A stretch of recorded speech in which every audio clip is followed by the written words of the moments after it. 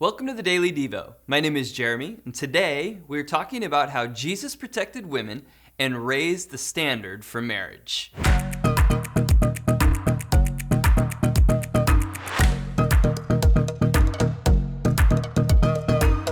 In Matthew chapter 5, verse 31, Jesus speaks about the issue of divorce and how it relates to marriage. He says, "It has been said, anyone who divorces his wife must give her a certificate of divorce.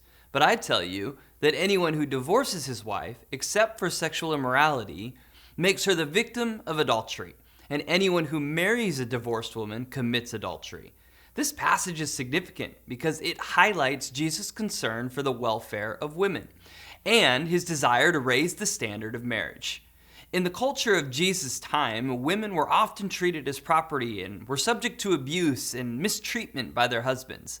They took the words of Moses where he said you could put away your wife for any uncleanness way too loosely. There were two groups that fought over what Moses said. One said a man can divorce his wife for any reason at all. The other was for sexual misdemeanors with a collaborating witness.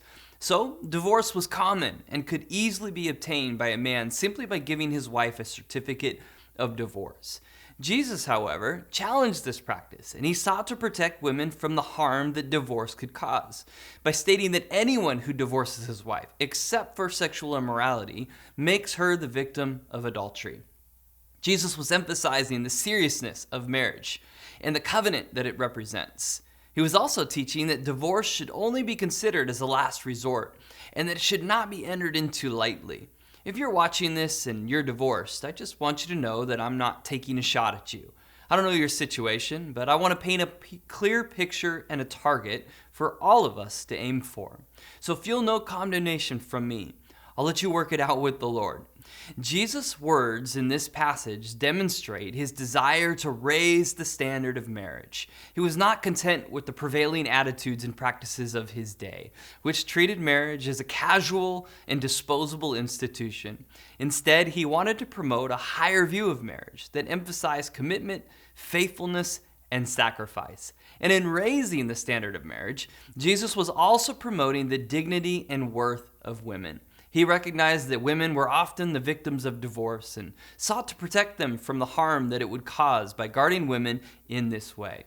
Jesus was demonstrating his love and his concern for them and was elevating their status in a society that often devalued them. As Christians, we can learn much from Jesus' teaching on marriage and on divorce.